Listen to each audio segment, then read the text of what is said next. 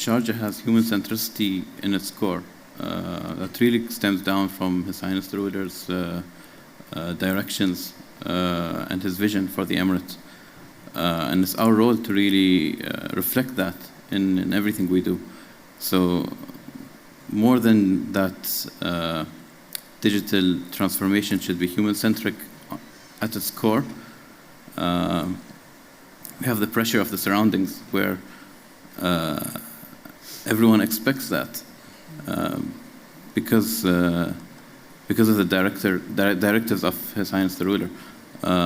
So really we take everything from cultural identity, inclusivity, and governance to make sure that everything we do is focused around the person. And it really enhances the viewpoint of the customers. They really appreciate that. And obviously there's always a long way to go. We're never at the finish line, but it's a road that we keep walking. Thank you, Your Excellency. I want to move to you, Christine. So the Government Digital Service in the UK has been a pioneer in delivering human-centered services. But over the last few years, we've seen this evolution in citizen behavior, and that's fundamentally changed given the intensity and the variety of services that users handle in a digital world. So from your perspective, how has the concept of human centricity evolved over time in the context of public services? And what must governments do to continue being human-centric? Yeah, thank you so much. In the UK, about 12 years ago, I think we sort of set out a stall to make sure we could make it easy for people to get what they needed from government.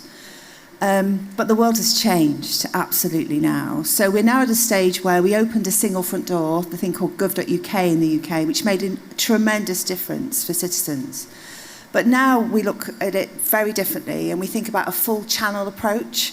And fundamentally, we're trying to find users where they are. So if you come to a social platform, or you're doing your daily life and you're interacting with different parts of technology, how can we make it possible that you can interact with the state? So with all our user groups, we think really fully about their own situation and where we can be there at point of need.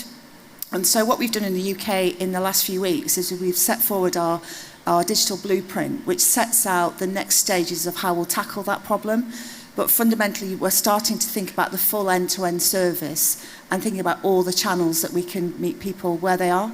In the UK, fundamentally, if we don't get to everybody, we're leaving millions of people behind. And so this new approach, we're hoping, can make sure that we build on the success of the past and have a sort of a way forward for the future. That's excellent. And speaking of approaches, I'll move to you, Vicky. You work a lot with governments in helping them embed this approach of human centricity. So can you share with us an essence of how governments can really cater to their end users and deliver tailored experiences, and how it involves both employees but also the customers as part of that process? Sure. So we adopt the UK government's GDS approach, which is user-centred design principles, and it basically encompasses making sure that we have a deep understanding of the users, all kinds of users within the ecosystem. From in Serco, we run government services for some of the most vulnerable people in society at the most stressful points of their lives. So, for example, going through prisons, going through trying to claim their benefits. And we need to be really empathetic in how we work with users and understand their needs. But we also need to understand everybody in the ecosystem. So we work with employees. Employees are, in my experience, always the first people who have the clearest understanding of where the pain points are and where the system's not working. And we basically collect all of this information so that we can carry out an iterative design test cycle. And we bring in design expertise through operation experience and technical experts to get a full understanding and wider diversity of thought in the co-design process. So I don't know if anyone here came through Dubai Airport. I certainly did to get here. Serco runs one of 1,400 people in the airport, purely there to support and ensure that the passengers have a fantastic journey as they go through the airport and beyond. And we've adopted this process over the last few years and have had massive success alongside the airport in building credibility and increasing customer satisfaction by doing so. Excellent. And I'm going to keep this theme on employees, and I move to you, Letty. You've obviously spent 25 years in Silicon Valley and private sector and a year in government, so very keen to get your sort of perspective. I think a key sort of focus is this need to constantly experiment and innovate, and employees play a key role. So how is the government of Albania cultivating a culture of innovation, agility and citizen centricity across its government agencies, and specifically what role do you and your agency play in this? Yeah, absolutely. So experimentation is the core of creativity, and even in governments and everywhere else, we need to not be afraid to fail and experiment in order to come up with new solutions that are productive. And so with the Agency of Innovation, which is a new agency created in January last year, which I was invited to lead, a gap between the client, which is the government, and the agency that does the implementation of technology in the government was filled by the Agency of Innovation and Excellence. And the principle of experimentation is at the heart of it, and innovation also starts from the top. The challenges that the Prime Minister of Montenegro mentioned in the landscape of Montenegro as one of the Western Balkan countries, Albania also has similar challenges, and I felt like he's telling our story as well. And so within the government, with the support from the Prime Minister and the leaders of the government, we are able to start to introduce the concept of design mindset and the concepts of prototyping and the concepts of experimenting and not being afraid to fail. So we're running design mindset courses. We run it by also incorporating as a bridge with NGOs and other organizations that have done this in the past. They've done this very, very successfully with the private sector, and we're piloting it within the agency with the capacity building for our experts of innovation, and then we're going to drive that within the government and train every public servant to understand how they can think in regards to policy, in regards to policy making, strategy, data-driven decision making, as well as increase the digital literacy within the government, and then take those lessons into the private sector as well in the future. Yeah.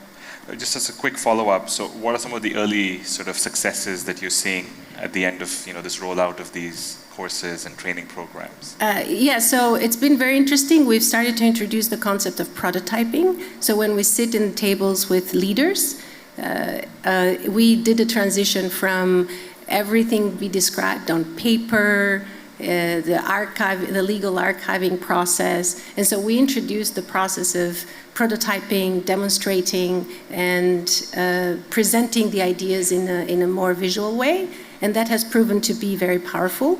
It brings alignment, and then you can take those ideas and then you can create the functional requirements, which then get translated into implementation.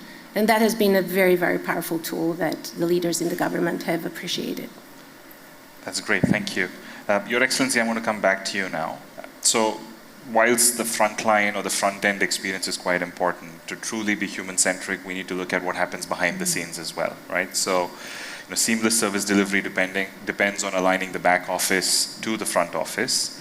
So in your experience, in your view, how can governments embed human-centric principles into their back office operations as well to ensure a truly seamless citizen experience? Yeah, so I think working on the back office is almost as important, if not more important, than working on the user interface or the user touch points. Obviously, breaking silos between different government departments is very important. When a government department thinks of their services as their own and not linked with other government services, that creates these very difficult boundaries where the customer is the one who's facing that. And he's the one that has to run between government departments. I started recently to think about it in a different way. If you take a complex service that spans multiple government services, multiple government departments, and you think of it as a formula where the customer is X, and then he has to go to one department and goes to another, and then he takes another paper and he prints something out, and you solve for X. So you try to fix the user experience first. Take that on one side. What you have is the complex internal integrations between government departments, and you try to summarize and you mitigate and you reduce that back end to be as simple as possible. So then it kind of makes maybe a very complex formula seem a bit easier to understand. And then the remaining things in the back office can be solved with AI in the future and things like that. So maybe that's one way I can think about it. Sure. And, you set me up really nicely. I think in today's world, there's no panel discussion that's possible without talking about AI. So Christine, I want to come to you. I think at the GDS, you have been experimenting with AI, specifically generative AI. Yeah. So maybe a couple of parts to my questions. The first one would be great for you to just share some of the experiments that you've been running with AI. But more importantly, how do we, whilst embedding AI, how do we not lose the human touch and the human element? Yeah. So if you can touch upon that as well. It's a really good point. So we've been experimenting, and I think in any meeting we go to, someone says the word, you wait for it. It's like bingo. We call bingo in the UK. And we have been at a point where we would say that 1,000 blossoms have bloomed. So we've done lots of experimentation. And this year is all about what can we scale. And if I take a couple of examples, we went quite early on chat technology because we thought that that was a way potentially of transforming the user experience. So if it is so complex, just building on what we talked about, to be able to navigate the whole of government, how can you really make it different? So the work we've done in the UK is we point it completely at our own content store, which is 700,000 pages. So we're already dealing with data that has been written in a way that is user-centric. We know it's correct because it's been through policymakers. And we've spent years crafting the art of making it the right content. And so we've been able to quite quickly get to a point where we're demonstrating sort of success rates in the 90s, which is a good start. And we've been honing that over the past few weeks and months to try and get to the point where we can get what we think will be sort of a tolerant 97% accuracy. What we're seeing in our early research is that if you're a small business, for example, it makes it much simpler to navigate a complex ecosystem of government. Because what it's doing is it's taking out our organisational design, it's removing it all. I think if you're in a department, you might be a bit worried about it because you're saying you've not got full control, because in effect what you've created is this sort of Uber service that does everything. So I'm fairly optimistic about it, but I don't think we're ready to launch. So at the moment we've been using it with call centre teams, we've been using it in things that we call our sort of civil service, where you interface with an individual for advice. And that has made a massive difference because people get it wrong. So using this technology with our call handlers, we've been able to get answers quicker, it's reduced time on phones, and so we can see the shoots of a great success. So for us, AI is going to be, so go slowly, but don't be afraid to experiment.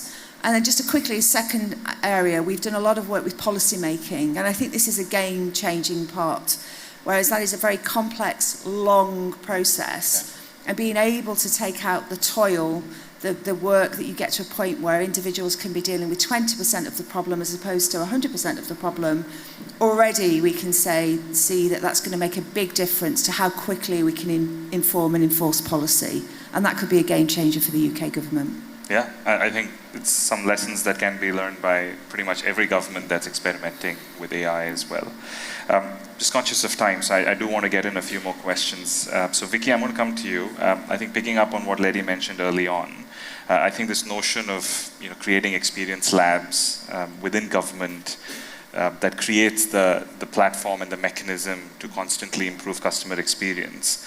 How can each and every government embed this into the way they operate and function, and what can you share from your experience on that? I think my advice is just start. It's very easy to get what I call design paralysis because you're focused on waiting for this utopian moment where policy will have stability, etc. So I think just start small if you need to, engage with the process, prove the value of the concept of human-centered design, and then scale from there. And I think also just be cognizant, especially now we've moved on from just looking at the first layer of interaction with citizens and the services. We now need to really be cognizant of collaborating across the end-to-end journey so that we're utilising the experience of all of the different departments in the UK and other governments to genuinely create a service that is anchored around the people and not the structure of the government itself. Excellent. I think so. We've talked about how the employees need to be sort of brought into this process. We've talked about how technology can help simplify some of the complexity in the back office. I think there's an important topic that we do need to look at is at the end of the day, these services are for the users and the citizens and the businesses and the residents. So, and very often their voices are not really sort of embedded into this process of redesigning these services. So Lady, my question to you is, based on your experience in Albania, how can governments better engage citizens and leverage their feedback in the design process so that the services are truly meeting their needs? Yeah, in Albania it was a great ground because Albania had done a fantastic job adopting digitalization and has launched more than 1,500 services in the government. All the citizens have access through this, the e-Albania platform, which is now being empowered by artificial intelligence through collaboration and access to the citizens that makes it even more seamless. I would say the best advice I can give is to actually become the citizen. If you want to develop it, follow the examples of DoorDash or follow the examples of Airbnb and go and experience the customer journey from point A to point B. With the experts of innovation in our agency, I tell them to go and actually experience every single step of the journey, and that's how we are able to say, this is where in this user journey we can improve. And through that, you can have the empathy, and also you can get feedback from the citizens on the ground. The second part, we just launched a pilot. It's called the Generation of Innovation Platform, where we are encouraging, we're starting it with the young generation, and then we want to open it up. And it allows them to submit ideas, but that are formed and a little bit more mature. And we are tracking that from submission. We are mentoring those ideas that are ideas on what should we implement in the government, and then we track those through implementation. So we can have KPIs on how the voice of the citizens is being measured, and then we want to take that from a pilot into a much broader implementation. So I would say those are the two mechanisms: be in the shoes of the citizen and crowdsource the ideas. Okay, that's great. So I think we have time for one sort of final question, and I would love to get all your perspectives on this question. So we've been exploring this focus on human centricity in government services since the first edition of this forum. But specifically last year's forum, we had a panel that was titled Governments versus the Last Click, essentially to sort of focus on the fact that governments are increasingly competing with the digital experiences that are being offered by, as you said, some of our sort of the apps like Amazon, Netflix, Deliveroo, etc. So my question to you is, do you believe governments are able to one day deliver an experience that is at par or better than those that are offered by the likes of Amazon, Netflix, etc.? And what would be your advice to other governments or anyone who's in this sort of on this journey to how do they make this happen? So maybe Your Excellency, if I start with you. Sure, maybe really quickly. I don't think the governments should be competing, but maybe we should learn definitely. We benchmark the private sector as much as we do the public sector. governments have a different business case. You're not fighting for customers. You're not competing for customers, unlike in the private sector. Your customers have to come to you, but you have to give them the same experience. So that's something that we always try to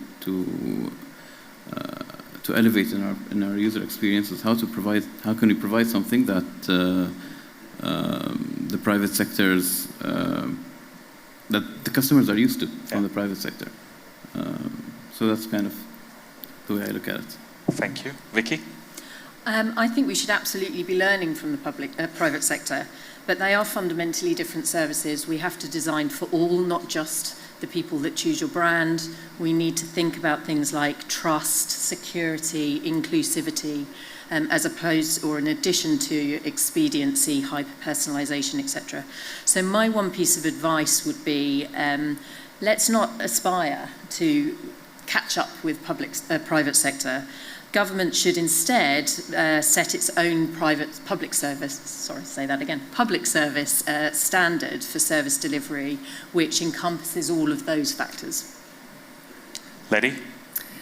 I would say there's one word that has made private sector successful. It's obsession with customer service.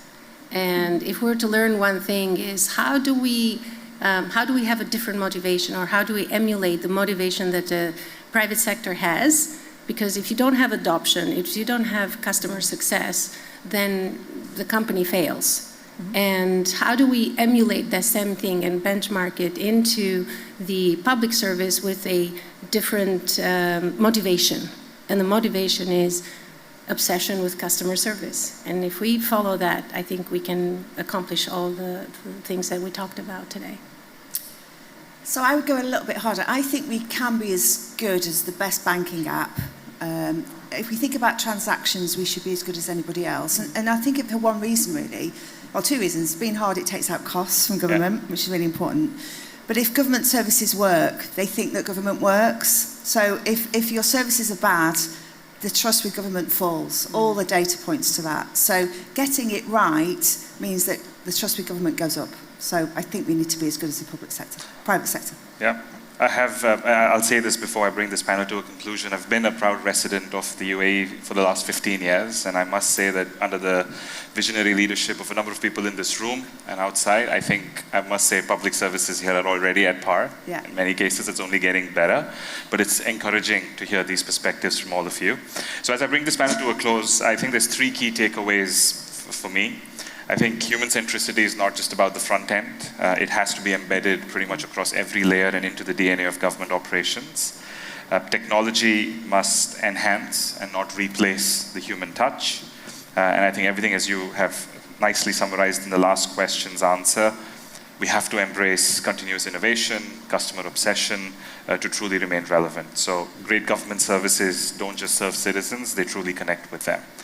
I have to thank you for being an amazing panel and making my job a lot easier. Thank you very much for your insights, and thank you, everyone. Thank you.